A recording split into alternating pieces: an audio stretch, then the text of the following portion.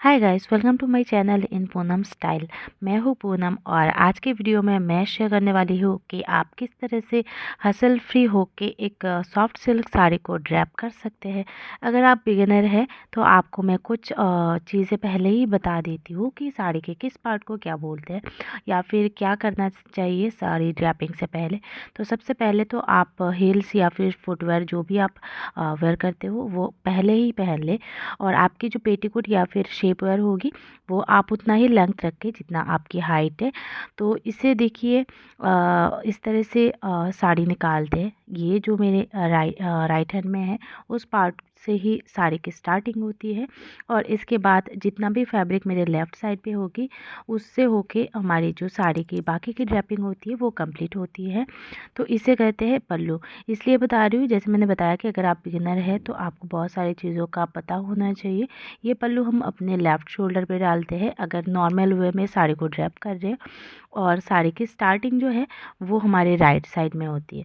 तो जब भी आप साड़ी को टक करना स्टार्ट करो आपकी बेसिक राउंड या फिर फर्स्ट राउंड के लिए, तो आपको एक चीज़ ये ध्यान रखनी है कि साड़ी को कभी भी बीच में से आपको टक इन करना नहीं है या फिर बिल्कुल पीछे से भी आपको टक इन नहीं करनी है। तो अगर आपको करनी है तो कहाँ से करनी है, तो आपको क्या करना है, अपने जो राइट साइड है राइट साइड से ही आपको टक इन स्टार्ट करनी है। देखिए यहाँ पे जो पेटीकोट की मैंने लेस बांधी थी वहीं पे मैंने इसे पहले टक किया और फिर लेफ़्ट साइड पे उसी तरीके से मैंने टक कर लिया है। तो इतना सब मैंने फ्लोर लेंथ तक रखा है और बाकी फैब्रिक को मैंने बिल्कुल अच्छे से टक कर दी है क्लीन तरीके से। अब पीछे से भी वही प्रोसेस आपको ध्यान रखनी है। बस एक चीज़ आपको करनी है कि साड़ी को ज़्यादा ऊपर नहीं करनी है, थोड़ा सा ढीला आपको रखना है, क्योंकि बाद में जब रैपिंग कंप्लीट हो जाएगी तो आपको फील होगा कि आपकी जो साड़ी है थोड़ी सी ऊपर चढ़ जाती है। और सबका ही यही प्रॉब्लम होती है कि साड़ी मुड़की हो जाती है। तो साड़ी को थोड़ा सा फ्री छोड़िए आप, और आप साड़ी को जब भी पल्लू में चलो आपको सीधा ही पल्लू में नहीं जाना है। साड़ी को पकड़ते हुए आप पल्लू में जाओगे तो आपकी साड़ी जो है वो पलटेगी नहीं या फिर उल्टे साइड से नहीं होगी। तो ये जो पार्ट है बहुत ही इजीली मैं आपको बना के दिखाऊंगी। अगर आप बिगिनर है, आपको थोड़ी सी प्रॉब्लम होती है पल्लू की प्लेट्स बनाने में, तो आप क्या करें, सबसे पहले तो एक मेज़रमेंट ले लें कि आपको पल्लू लेंथ कितना रखना है। यूजुअली मैं ये कहती हूँ कि पल्लू की जो लेंथ है वो अपने नी लेंथ से ज़्यादा होनी चाहिए। तो साड़ी को इतना मेज़रमेंट करने के बाद हमने यहाँ पे साड़ी को इनर साइड से फ़ोल्ड कर लिया है, देख सकते हैं। इनर साइड से इसलिए करते हैं क्योंकि देखिए मैंने जो साड़ी को जिस तरह से रखा है उसी तरह से साड़ी रहती है। तो इसीलिए अगर इनर साइड से आप फ़ोल्ड करोगे तो आपको प्लीटिंग बनाने में आसानी होगी। और बिल्कुल साड़ी को स्ट्रेट रखते हुए जो लोअर बॉर्डर लाइन है उसे उसमें आपको पकड़ना है इस तरह से। तो upper border line lower border line दोनों तरीके से हमने इसे पकड़ लिया है। अब इसे आपको स्टार्टिंग करनी है अपने लेफ़्ट साइड से प्लीटिंग बनाना। तो आपको एक चीज़ ध्यान रखनी है कि जब भी आप शोल्डर प्लीट्स अरेंज करो, आपकी जो फर्स्ट वाली प्लीट है या फिर जो प्लीट आपको बाहर से दिखती है उस प्लीट की मेज़रमेंट बाकी जितनी भी प्लीट होगी उससे ज़्यादा होनी चाहिए। देखिए मैंने यहाँ पे थोड़ा सा ज़्यादा रखा है। अब जितने भी प्लेट्स मैं यहाँ पे बनाऊँगी बाकी सारे मैं इक्वल बनाऊँगी, या फिर थोड़े से छोटे बड़े हो जाएंगे, उसमें उतनी ज़्यादा दिक्कत नहीं होगी। तो कुछ लोगों को कभी कभी ये कन्फ्यूजन हो जाती है कि अपर बॉर्डर लाइन किस तरफ इसकी डायरेक्शन होनी चाहिए। ये वाला जो मैंने दिखाया, तो ये वाला पार्ट आपके हमेशा राइट की तरफ रहनी चाहिए। तो अगर कभी भी लगता है कि ये राइट की तरफ नहीं जा रहा है तो आप 3-4 प्लेट्स निकाल लो, उसमें से फैब्रिक को एडजस्ट करो और फिर जाके इस प्लेट को आप राइट की तरफ इसका डायरेक्शन रखो। इस तरह से देखिए मैंने सारे प्लेट्स अरेंज कर लिए। अब आपको करना क्या है, जो हमने फोल्ड की थी उस फोल्ड को आपको इस तरह से सेपरेट करनी है। सेपरेट इसलिए करनी है ताकि जब आप साड़ी की प्लीटिंग को अरेंज करो तो वो फैब्रिक आपके प्लीटिंग के साथ एक साथ ना आए। तो यहाँ पे देखिए मैंने साड़ी की फैब्रिक को अलग कर दी है। अब ये वाला पार्ट जो है, सारे जितने भी हम सेफ्टी पिन को जहाँ पे शोल्डर पे पिन अप करेंगे सेफ्टी पिन से, उस पार्ट को मैंने पकड़ लिया है और इस फैब्रिक को मैंने थोड़ा सा शेक करके इसे ठीक कर लिया है। ये आराम से ठीक हो जाएंगे। सिल्क सॉफ्ट सिल्क साड़ी है तो बहुत जल्दी से ये अपनी जगह सेट हो जाती है। फिर साड़ी को पीछे से घुमाते हुए ऐसे रखें कि अपने लेफ़्ट लेफ़्ट शोल्डर पे रख के इसे थोड़ा सा आप शोल्डर से नीचे या फिर पीछे की तरफ इसे सेफ्टी पिन से सिक्योर करें। और इसके बाद आपको क्या करना है, जो हमारी फ्रंट की प्लीट है उसे हमें सेट करना है। तो इसके लिए मैंने क्या किया, यहाँ पे देखिए जो अपर बॉर्डर लाइन है इसे मैंने थोड़ा सा फैब्रिक फोल्ड करते हुए यहाँ पे, ताकि बाकी की प्रोसेस में कोई एक्स्ट्रा फैब्रिक यहाँ पे लूज़ ना छोड़े, तो यहाँ पे मैंने इसे सेफ्टी पिन से सिक्योर कर ली है। इस पार्ट को सेफ्टी पिन से सिक्योर करने के बाद इसके ऊपर जो भी बाकी के जितनी भी प्लीटिंग होगी उसे हम सेट करेंगे। देखिए इस तरह से सेट हो गई है।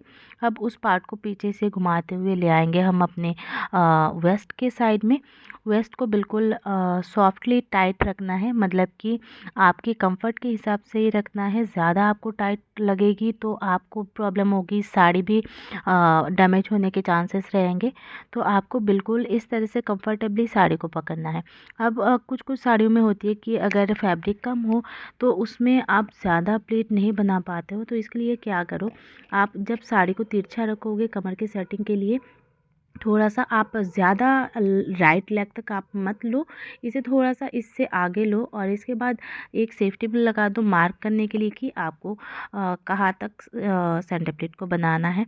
अब सेंटर प्लीट की जो स्टार्टिंग है वो कहाँ से करनी है, जैसे मैं बहुत सारे वीडियोज़ में बताती रहती हूँ कि सेंटर प्लीट की स्टार्टिंग आप अपने बेली बटन से 1/2 या 1 इंच लेफ़्ट से स्टार्ट करें।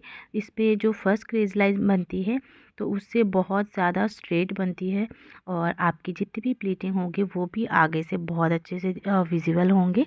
तो इस तरह से आप साड़ी की प्लीटिंग बनाओ और जब भी सेंटर प्लीट बनाओ आपकी फर्स्ट वाली जो प्लीट है वो बाकी प्लीटों से थोड़ी सी चौड़ी रखें। आप चाहे कम बना रहे हो या फिर ज़्यादा बना रहे हो, पर इस प्लीट का ध्यान हमेशा रखना है। और इस तरह से अगर आप बीच बीच में साड़ी को प्लीट बनाते हुए थोड़ा सा शेक करते रहोगे तो आपकी जो प्लीटिंग है या फिर प्लीटिंग की क्रीज लाइन है वो भी अच्छे से विजिबल होंगे और बाद में आपको दोबारा इसे ठीक करने की ज़रूरत नहीं पड़ेगी। तो यहाँ पे देखिए मैं एक प्लीट बना रही हूँ और एक बार शेक करती जा रही हूँ। इस तरह से मैंने जहाँ तक सेफ्टी पिन लगाई थी वहाँ तक मैंने जो सेंटर प्लीट है उसे अरेंज कर ली है। अब इसे फाइनल तरीके से ठीक कर ले। कुछ कुछ होते हैं कि अगर लॉन्ग टाइम तक हम साड़ी को कहीं पे रखते हैं फोल्ड करके तो इसमें क्रीज लाइन अपने आप बन जाती है। तो इससे क्या होता है, साड़ी की प्लीटिंग अच्छे से नहीं विजिबल होती। तो आप अपने पैरों से भी इसे थोड़ा सा हल्का सा टच करके इसे ठीक कर लो, ये अपने आप ठीक हो जाते हैं। देखिए मैंने भी इसी तरीके से किया है। अब आपको ध्यान रखना है कि पहले तो आपने जितना प्लीट्स बनाया है सारे प्लीट्स को आप थोड़ा सा गैपिंग छोड़ के बीच में इसे अरेंज करो। अरेंज करने के बाद जो पार्ट राइट हैंड में है उसे आप हल्का सा लूज छोड़ दो और जो फैब्रिक हमने ढीला छोड़ा था लेफ़्ट साइड में उसे नीचे से आप पुश करो। पुश करने के बाद आप सेंटर प्लीट को टक करो, नहीं तो ये साथ में ही टक हो जाएगी। अब हम सेंटर प्लीट को साड़ी पिन की मदद से पहले इसे सिक्योर कर लेंगे ताकि वो अपनी जगह रहे। जब हम फैब्रिक को नीचे से राइट की तरफ ले जाएंगे तो ये वाला फैब्रिक जो मैंने छोड़ा था इसे लेंगे हम सेंटर प्लीट के नीचे से और इसे हम राइट की तरफ ले आएंगे। तो जितना भी फैब्रिक होगा यहाँ पे एक्स्ट्रा हमें बिल्कुल उसे आराम से थोड़ा सा कंफर्टेबली इसे लेना है, ज़्यादा भी टाइट नहीं करना है। जैसे मैंने बताया कि आपके कंफर्ट के हिसाब से आपको लेना है। और इस फैब्रिक को इस तरह से लेने के बाद आपको अगर प्लेट्स क्रिएट करनी है तो यहाँ पे आप प्लेट्स भी क्रिएट कर सकते हैं। अगर प्लेन रखना चाहते हैं तो वो भी कर सकते हैं। तो यहाँ से मैंने साड़ी को बिल्कुल अच्छे से सेट कर लिया है। सेट करने के बाद जब ये लगेगा कि ये साड़ी बिल्कुल फिट हो चुकी है अपने बॉडी के अकॉर्डिंग, तो इसमें हम जो भी फैब्रिक हमें राइट साइड में मिला है उस फैब्रिक को हम राइट साइड में टक कर देंगे। और यहाँ पे देखिए इतना सा फैब्रिक बचा हुआ है।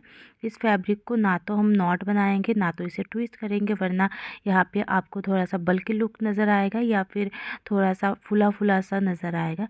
तो इसे ऐसे ही हमने टक किया है।